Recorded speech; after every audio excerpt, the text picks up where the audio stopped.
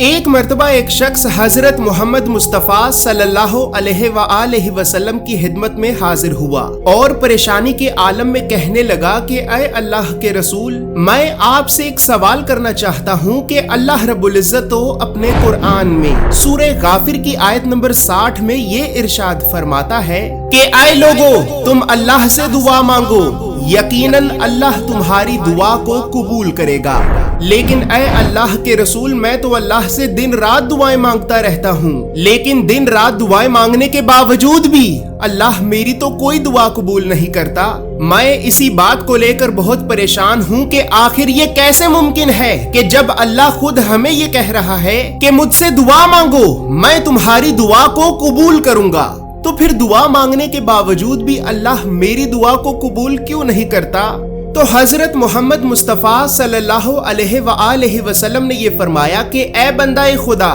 جان لو کہ اللہ رب العزت اپنے ہر نیک بندے کی دعا کو قبول فرماتا ہے، لیکن اے بندہ خدا، اس دنیا میں 10 ایسے کام ہیں کہ اگر کوئی انسان ان 10 کاموں کو کرتا ہے تو ان 10 کاموں کو کرنے کی وجہ سے اللہ اس انسان کی دعا کبھی بھی قبول نہیں فرماتا۔ تو وہ شخص فوراً کہنے لگا کہ یا رسول اللہ، وہ ایسے کون سے 10 کام ہیں کہ جن 10 کاموں کی وجہ سے اللہ انسان کی دعا قبول نہیں فرماتا؟ تو حضرت محمد مصطفیٰ صلی اللہ علیہ وآلہ وسلم نے یہ فرمایا کہ اے بندہ خدا، جان لو کہ ان 10 کاموں میں سے پہلا کام یہ ہے کہ انسان اللہ کی معرفت تو رکھتا ہے اور اس بات کو بھی عقل سے تسلیم کرتا ہے کہ یقیناً وہ اللہ موجود ہے، لیکن اس اللہ کی موجودگی کے باوجود یہ انسان تنہائی میں گناہ کرتا ہے۔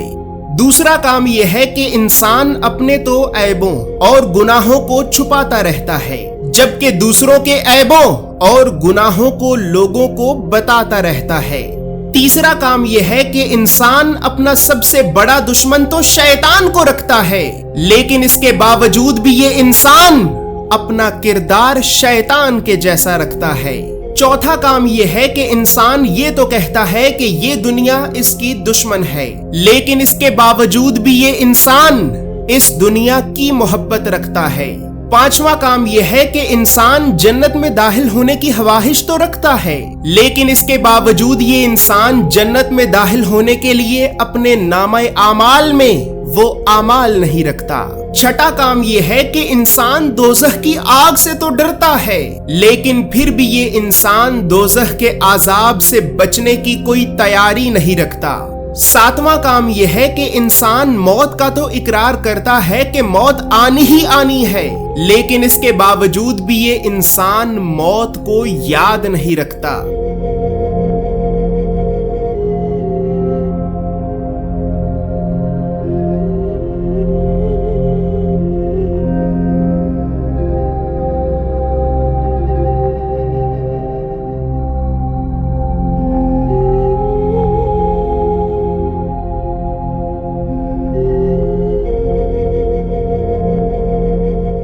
آٹھواں کام یہ ہے کہ انسان خود اپنے ہاتھوں سے مردوں کو زمین میں تو دفناتا ہے، لیکن مردوں کو زمین میں دفنانے کے باوجود بھی یہ انسان اپنی زندگی کے امتحان کو یاد نہیں رکھتا۔ بس جیسے ہی حضرت رسول خدا نے اس شخص کو یہ 8 کام بتائے تو یہ 8 کام بتانے کے بعد آپ صلی اللہ علیہ وآلہ وسلم خاموش ہو گئے۔ تو وہ شخص کہنے لگا کہ یا رسول اللہ، وہ 9واں کام کون سا ہے کہ جس کام کے کرنے سے اللہ انسان کی دعا قبول نہیں فرماتا؟ تو حضرت محمد مصطفیٰ صلی اللہ علیہ وآلہ وسلم کی مبارک آنکھوں سے آنسو بہنے لگے اور پھر آپ یہ فرمانے لگے کہ اے بندہ خدا، تو پھر اب جان لو کہ وہ 9واں کام کہ جس کام کے کرنے سے اللہ انسان کی دعا قبول نہیں کرتا، تو وہ 9واں کام یہ ہے کہ میری امت کے لوگ مجھ سے تو محبت کا اقرار کریں گے، لیکن اس کے باوجود یہ لوگ میری اہل بیت کو محبت کرنے سے انکار کریں گے، میری اہل بیت کو محبت کرنے سے انکار کریں گے۔ اے بندہ خدا، مجھے اس ذات کی قسم ہے کہ جس کے قبضہ قدرت میں مجھ محمد کی جان ہے،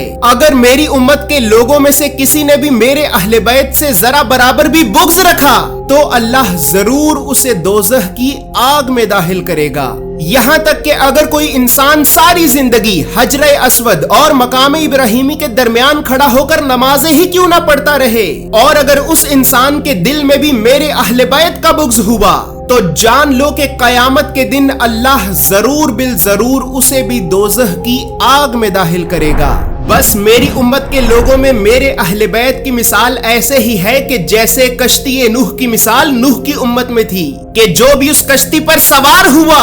تو وہ نجات پا گیا، اور جو اس سے الگ ہوا تو وہ ہلاک ہو گیا، اور جو اس سے الگ ہوا تو وہ ہلاک ہو گیا۔ آئے میری امت کے لوگوں، اللہ سے محبت کرو کہ وہ تمہیں اپنی نعمتیں کھلا رہا ہے، جبکہ مجھ سے محبت کرو اس اللہ کی خاطر، اور میرے اہل بیت سے محبت کرو مجھ محمد کی خاطر۔ بس پھر اب حضرت رسول خدا نے اس شخص سے یہ فرمایا کہ اے بندہ خدا، جان لو کہ میری اہل بیت سے محبت کرنا ہر مسلمان پر واجب ہے، اور وہ اس وجہ سے کیونکہ اللہ رب العزت خود اپنے قرآن میں سورہ الشورى کی آیت نمبر 23 میں یہ ارشاد فرماتا ہے کہ اے میرے حبیب، آپ اپنی امت کے لوگوں سے یہ کہہ دیجئے کہ اے میری امت کے لوگوں، میں نے یہ جو تمہیں جہالت کے اندھیروں سے باہر نکال کر ہدایت کا رستہ دکھایا، اور ہدایت کا رستہ دکھا کر تمہیں اللہ کے عذاب سے جو بچایا،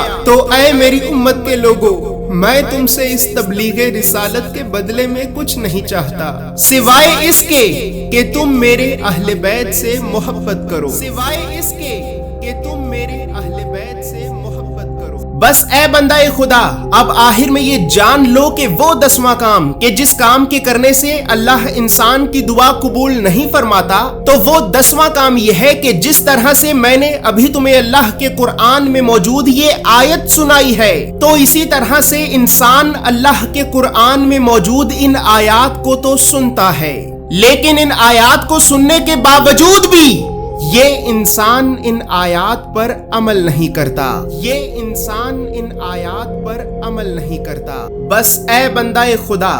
یہی وہ 10 کام ہیں کہ اگر کوئی انسان ان 10 کاموں کو کرتا ہے تو ان 10 کاموں کو کرنے کی وجہ سے اللہ اس انسان کی کسی بھی دعا کو قبول نہیں کرتا۔ لیکن اے بندہ خدا، اگر کوئی انسان اپنے وجود کو ان 10 کاموں سے محفوظ رکھے تو پھر یقیناً اللہ اپنے اس نیک بندے کی ہر دعا کو ضرور قبول فرمائے گا، اللہ اپنے اس نیک بندے کی ہر دعا کو ضرور قبول فرمائے گا۔ دوستو، اللہ رب العزت سے یہ دعا ہے کہ اللہ رب العزت ہم گناہگار لوگوں کو اللہ کے رسول کے بتائے ہوئے ان 10 کاموں سے بچنے کی توفیق عطا فرمائے، اور ہمارے مردہ دلوں کو محبت رسول اور محبت اہل بیت رسول کے نور سے پر نور کر دے، آمین، اور محبت اہل بیت رسول کے نور سے پر نور کر دے، آمین، اور